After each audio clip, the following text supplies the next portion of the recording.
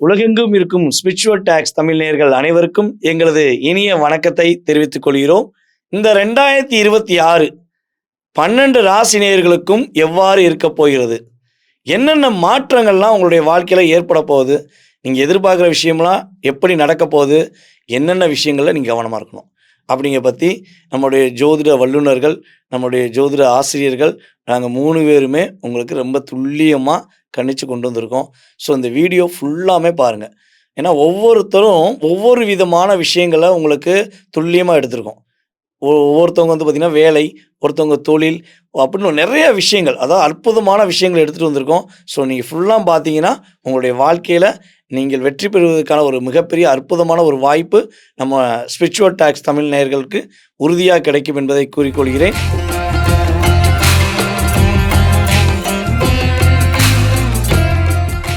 கடக ராசி அன்பர்களுக்கு இந்த 2026 கோச்சார கிரகங்கள் கொடுக்கப் போகின்ற நன்மைகள் என்ன? அதாவது கவலைகளை மட்டும், கஷ்டங்களை மட்டும் தன்னுள் வைத்துக்கொண்டு, பிறருக்கு சந்தோஷத்தை கொடுப்பதுல டாப் லிஸ்ட்ல, ஃபர்ஸ்ட் லிஸ்ட்ல எப்பவுமே இருக்கிறது நீங்க தான். இது ஏன் இருக்கோம்? எதுக்காண்டி இருக்கோன்னே புரியாமயே இருக்கீங்க. நேத்து நைட்டு முடிவு எடுத்திருப்பீங்க. இன்னுமே நமக்காண்டி வாழப் போறோம். நம்ம குடும்பத்துக்காண்டி வாழணும்னு முடிவு எடுப்பீங்க. காலையில ஒருத்தன் வந்து நிப்பாரு. காலிங் பெல் அடிப்பாரு. "ஏங்க எனக்கு ஒரு பிரச்சனைங்கம்பாரு." "உங்களுக்கா பிரச்சனை? நான் உடனே வரேன்." அப்படின்னு ஓடி போறதுல ஆளா நீங்க தான் இருக்கீங்க. ஏன்னா, உங்க மனசு ஒரு இளகிய மனசுங்கிறத சுற்று வட்டாரத்தில உள்ளவங்கலாம் நல்லா புரிஞ்சுக்கிட்டாய்ங்க. இவன் எத்தன தடவ என்ன நம்ம கஷ்டப்படுத்தினாலும், நம்ம கஷ்டம்னு போய் நின்னுட்டா கவலைப்படாம தூக்கி குடுக்குறதுல வள்ளலு. தான்ட்ட இருக்கிறத குடுக்காட்டியும் பரவால்ல, பிறர்ட்டயும் கடன் வாங்கி குடுக்குறதுல மகான். அப்படின்னு உங்கள முடிவு எடுத்து வச்சுட்டாங்க. அதனால தான் என்ன பண்றாய்ங்க, முக்காடு போட்டு அடி அடின்னு அடிச்சாலும் அதாவது என்ன சொல்லுவாங்கன்னா, சலவைய வந்து துவைக்கும்போது துணிய போட்டு அடி அடி அடின்னு அடிச்சு துவைப்பாங்களாம். எதுக்காண்டின்னா அந்த அழுக்கு போகணும்னு சொல்லி. ஆனா அந்த ட்ரெஸ்ஸு நல்லா பளபளன்னு இருக்கும். அடிச்சு துவைச்சவனுக்கு தான் வலி தெரியும். அதே மாரி தான் நீங்க. மத்தவனுக்கு உள்ள கவலைய நீக்கிட்டு, உங்க உடம்புல வலியும், வேதனையும் தான் வச்சிருந்தீங்க கடந்த காலம். இந்த வருடம் 2026ல கோச்சார கிரகங்கள் உங்களுக்கு ரொம்ப ரொம்ப நல்ல மாற்றங்களை கொடுக்க போகுது. ஒரே ஒரு விஷயம் தான். "உன்னை அறிந்தால் நீ உன்னை அறிந்தால் இந்த உலகத்தில் போராடலாங்கிறது" பழைய பாட்டு. இப்போ உங்களுக்கு குடுக்க போற ஒரு பாட்டு என்னன்னா, "உன்னை அறிந்தால் உன்னுடைய வாழ்க்கையை அறிந்தால் இந்த உலகத்தில் நீ தான் மேன்மையானவனா இருக்கலாங்கிறது" உண்மையான வரி. இந்த வரிய நீங்க பயன்படுத்திட்டீங்கன்னா, உங்களுடைய வாழ்க்கையில ஃபர்ஸ்ட்டு எவன்கிட்டயும் எந்த ஒரு சூழ்நிலையிலும் நீங்க கவலைப்பட மாட்டீங்க. நல்லா இருப்பீங்க. சந்தோஷமா இருப்பீங்க. வாழ்க்கையில வெற்றி வரும். ஏன்னா, உங்களுடைய ராசிக்கு புடிச்ச நபர் யாரு தெரியுமா? உங்க ராசிய புடிச்ச நபர் யாரு தெரியுமா? குரு பகவான் தான். குரு பகவானுக்கு உங்கள தான் ரொம்ப பிடிக்கும். அவரே உங்க வீட்டுக்குள்ள வரப்போறாரு ஜூன் மாசம். அவர் உள்ள வந்ததிலிருந்து உங்களுக்கு மிகப்பெரிய மாற்றத்தை கொடுக்கப் போறார். சுப நிகழ்ச்சிகளை நடத்தி வைக்கப் போறார். பொருளாதார விஷயங்கள்ல மிகப்பெரிய ஒரு நல்ல முன்னேற்றத்தை கொடுக்கப் போறார். அதேபோல வீடு, மனை வாங்கக்கூடிய யோகத்தை கொடுக்கப் போறார். ஏன்னா, குரு பகவான் உங்களுடைய ராசிக்கு கரெக்ட்டா ராசிக்குள்ள வர்றதுக்கு முன்னாடி 12ஆம் இடத்துல உட்கார்ந்திருக்கார். 12ஆம் இடத்துல அமர்ந்த குரு பகவான் உங்களுடைய ராசிக்கு கரெக்ட்டா 4ஆம் இடத்த பார்க்கிறார். 4ஆம் இடம்ங்கிறது தான் சுகஸ்தானம்னு சொல்லுவோம். வீடு, மனை யோகம்னு சொல்லுவோம். இடம் வாங்கக்கூடிய விஷயங்களையும் சொல்லுவோம். அப்ப 4ஆம் இடத்தை குரு பகவான் பார்க்கறனால, ஜூன் மாசத்துக்கு முன்னாடி வீடு, மனை சம்மந்தப்பட்ட விஷயங்கள்ல கவனம் செலுத்துங்க. வாங்குறதுக்கான ஒரு வாய்ப்பு இருக்கு. வண்டி வாகனங்கள் வாங்குறதுக்கான வாய்ப்பு இருக்கு. வண்டி வாகனம் வாங்குறதா இருந்தா, புதிய வண்டி மட்டும் வாங்குங்க. ஏன்னா 4ஆம் எப்பவுமே வந்து பார்த்தீங்கன்னா, கடக ராசிக்காரங்க பழைய வண்டி வாங்குனாலே பிரச்சனைய தான் சந்திப்பீங்க. ஏன்னா 4ஆம் இடம் சுக்கிரன். சுக்கிரன் எப்பயுமே வந்து நீட்டா இருக்குன்னு ஆசைப்படுவாரு. புதுமையா இருக்குன்னு ஆசைப்படுவாரு. நீங்க போய் பழைய வண்டி வாங்குனீங்கன்னா, அது ரிப்பேர் வந்துகிட்டே இருக்கும். அதனால புதிய வண்டி வாகனங்கள் வாங்குங்க. உங்களுக்கு நல்ல ஒரு வாய்ப்பு இருக்கு. ஸோ அதுக்கடுத்து வந்து பார்த்தீங்கன்னா, இந்த 2026ல பொருளாதாரம் சார்ந்த விஷயங்கள்ல நீங்க எங்கெல்லாம் சிக்கல சந்திச்சீங்களோ, அங்கெல்லாம் நீங்கள் உயர்ந்த நிலைக்கு போறீங்கன்னு அர்த்தம். எவன்ட்டயா பணம் குடுத்து வச்சிருக்கேன். பாசத்த காட்டி, அன்ப காட்டி, அக்கா, தம்பி, பாசம், மாமன், மச்சான் அப்படின்னு சொல்லி உங்கள அப்படியே அதாவது கரும்ப வந்து மிஷினுக்குள்ள விட்டு ஜூஸ புழிஞ்சு சக்கைய தூக்கி போட்ட மாரி போட்டாய்ங்கல்ல, அவைங்களுக்கெல்லாம் ஒரு பாடத்த குடுக்க போறாரு. ஒழுங்கு மரியாதையா அவன போய் குடுத்துரு. கடகராசிக்காரன் ரொம்ப நல்லவரு. அந்த பொண்ணு ரொம்ப தங்கமான பொண்ணு, கடகராசி பொண்ணு. அவனுக்கு திரும்ப குடுத்துருன்னு சொல்லி, குரு பகவான் அவனுக்கு போய் இன்டிமேஷன் பண்ணுவாரு. நீங்க குடுத்த பணத்தில ஏமாறாம உங்களுக்கு கிடைப்பதற்கான ஒரு வாய்ப்பு குரு பகவானுடைய பரிபூர்ண ஆற்றல் மூலமா கிடைக்க போகுது. இன்னொரு விஷயம் நான் கரெக்ட்டா சொல்லிக்கிறேன். கிட்டத்தட்ட 90 நாளா அல்லது 120 நாளா, இந்த வருடத்தில இந்த 120 நாள் கடந்த 120 நாளா துடிச்சுக்கிட்டு இருக்கேன்னு சொல்கின்ற பூச நட்சத்திரக்காரர்கள் இனிமே வெற்றி பெற போறேன்னு வார்த்தையை உபயோகப்படுத்துவீங்க. எழுதி வச்சுக்கோங்க. 2026 பிறந்ததிலிருந்து உங்களோட லைஃப்ல நிறைய வெற்றியை, நிறைய மகிழ்ச்சியை நீங்க உணர்வுபூர்வமாக அடைய போறீங்கங்கிறது உண்மை. இதுக்கு முழுமையா உங்களுக்கு உறுதுணையா இருக்க போறது யார் தெரியுமா? உங்க வீட்டு பக்கத்துல இருக்க மாரியம்மா உங்க கூட இருக்கா. மாரியம்மன நினைச்சுக்கோங்க. மாரியம்மன நினைச்சு மனசார வழிபாடு செஞ்சுட்டு, உங்களுடைய முக்கியமான விஷயங்களெல்லாம் நீங்க செயல்படுத்துங்க. உறுதியா உங்களுக்கு நல்ல மாற்றம் வரும். அதேபோல மாசத்துக்கு 1 நாள் திங்கட்கிழமை மாரியம்மன் கோயில்ல போய், கோயிலுக்கு வர்ற நபர்களுக்கு உங்களா முடிஞ்ச அளவு ஒரு 10 கேன் சின்ன கேன் தண்ணி சப்ளை பண்றது. அல்லது அந்த கோயிலுக்கு வரவங்களுக்கு தண்ணி கேன் நீங்க வாங்கி ஒரு 10 லிட்டர் கேனு, 20 லிட்டர் கேன் மொத்தமா வாங்கி வைக்கிறது. உங்களுடைய வாழ்க்கையில அதாவது என்ன சொல்லணும்னா, சஞ்சலம் இல்லாத வாழ்க்கை, சங்கடம் இல்லாத வாழ்க்கையை நிறைவேற்றுவதற்காக மாரியம்மன் உங்களுக்கு கொடுக்கக்கூடிய ஒரு அற்புதமான விஷயமா இருக்கும். உங்களுக்கு ஒரே இன்னொரு பாட்டு மட்டும் சொல்லிக்கிறேன். இந்த 2026ல நீங்க எடுத்துக்கிற ஒரு தாரக மந்திரம் என்னன்னா, "காசே தான் கடவுளப்பா, அந்த கடவுளே எனக்கு சொன்னதப்பான்னு" சொல்லி எடுத்துக்கிட்டீங்கன்னா, ஏற்றமும் மாற்றமும் கடகராசிக்கு உறுதியா 2026 கொடுக்க போகிறது. ஸோ கடகராசி சார் சொன்ன மாதிரி கடகராசிக்கு காசே தான் கடவுளடா. அந்த மாதிரி இப்போ நம்ம ஜூன்ல தான் நம்ம குரு உள்ள வருதுன்னு சொல்றோம். ஆனால் இப்போ எப்படின்னா உங்க 12ஆம் இடத்துல குரு இருக்கார். அப்போ சுப செலவு வரும். அப்போனா என்ன அர்த்தம்? ஏதோ நல்லது நடக்க போகுது, அதனால தான் சுப செலவு வருது. ஸோ உங்களுக்கு ஜூன் வரைக்குமோ நல்லது நடக்கும். ஜூன் 2ஆம் தேதி உள்ள குரு வந்துட்டோம், திருப்பி ஒன்றும் பெண்டிங் இருக்கிற விஷயங்களும் அந்த நல்லதும் நடக்கும். சரிங்களா? ஸோ ஜாக்பாட் ராசிக்கிற நீங்களும் ஒன்று இந்த 2026. ஓகே, இன்னும் என்ன சூப்பராக என்னென்ன விஷயங்கள் இருக்குன்னா, இது இந்த ராசி தாய் ராசின்னு சொல்லுவாங்க. தாய் உள்ளம் ரொம்ப ரொம்ப பாசம் காட்டுறவங்க. இவங்க ஸ்பௌஸாக கணவன் மனைவி அமைஞ்சிட்டா அவ்வளோ கொடுப்பணும். ஏன்னா அவங்க அவ்வளோ நல்லா பார்த்துப்பாங்க. ஸோ இதில் யாராவது லவ் பண்ணுறவங்க இருந்தால் அந்த லவ் ரொம்ப ஜாஸ்தியாகும். அதை விட நல்ல விஷயம், அந்த லவ் கல்யாணத்துக்காக மாறத்துக்கு அவ்வளவு நல்ல வாய்ப்புகள் இருக்குது. 2 இதை விட 3வது என்னென்னா, எதிரிகள் தொல்லை கம்மியாகும். ஸோ அப்படின்னா என்ன, உங்கள் லவ்வை வீட்டில் சொல்லும் போது அதை அக்செப்ட் ஆகிறதுக்கு அவ்வளவு நல்ல வாய்ப்புகள் இருக்குது. சின்ன பிரச்சனைகள்லேயே நீங்கள் சீக்கிரம் நீங்கள் கல்யாணம் பண்ணிக்கலாம். இது ரொம்ப பெரிய நல்ல விஷயம். எதில் கவனமாக இருக்கணும்னா, திருப்பியும் குரு சனி பார்வை வருதுன்னா டாக்குமெண்டேஷன் விஷயத்தில் ரொம்ப ஜாகிரதையாக இருக்கணும்.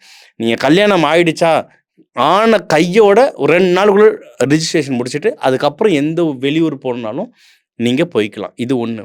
இன்னொன்று, கடன் வாங்குறீங்க, உங்களுக்கு கடன் கண்டிப்பாக கிடைக்கும். ஆனால் அந்த கடன் வாங்கும் போது யார்கிட்ட வாங்குற, எவ்வளோக்கு வாங்குற, என்ன வட்டிக்கு வாங்குற, அதை எழுதி வாங்கிக்கோங்க. ஏன்னா இப்போ நிறைய ஆப் வந்துடுச்சு, நம்ம இஷ்டத்துக்கு வாங்குகிறோம். ப்ராப்பர் டாக்குமெண்டேஷன் வச்சுக்கணும். அதே மாதிரி உங்கள்கிட்ட நம்ம கல்யாணத்துக்கு நம்மளே கடன் வாங்கி கல்யாணம் பண்ணுவோம். ஆனால் அந்த நேரத்தில் நம்மக்கிட்ட கடன் கேட்குறவங்க இருக்காங்க. நீங்களும் கொடுக்குற ராசி. அதனால் கொடுக்கும் போது ஒரு டாக்குமெண்டேஷன் வச்சுக்கோங்க. நான் பெரியப்பா பையன்கிட்ட எப்படி கேட்குறது, என் க்ளோஸ் ஃப்ரெண்டுக்கிட்ட எப்படி கேட்குறதுனா சிம்பிள். கூகுள் பே, நெட் பேங்கிங்கில் அனுப்புங்க. அதுவே ஒரு டாக்குமெண்டேஷன், அதுவே லீகல் ப்ரூஃபாக இருக்கும். இது பரிகாரமாகவும் மாறும், உங்களுக்கு லீகலாகவும் உங்களுக்கு ப்ரொடெக்ஷன் கொடுக்கும். ஸோ உங்களுக்கு லவ் நல்லா இருக்குது, அதை கல்யாணமாக மாற்றத்துக்கு நல்ல வாய்ப்புகள் இருக்குது. எதிரிகள் தொல்லை கம்மியாக இருக்குது. அதுக்கான கடன் உங்களுக்கு சுப நிகழ்ச்சி நடக்கிறதுக்கு கடனும் நல்லபடியாக இருக்குது. வேறு என்ன, அமோகமாக இருக்குது டைம். உங்களுக்கு எப்போயுமே சொல்கிறது, நம்ம புதன், வியாழன், வெள்ளி இந்த டைமில் பொண்ணு வீடு மாப்பிள்ளை வீடு பார்க்க போகிறீங்க, பூ வைக்க போகிறீங்க, நிச்சயதார்த்தம் பண்ண போகிறீங்க, கல்யாணம், இது எல்லாம் இந்த நாளில் பண்ணுங்கள்.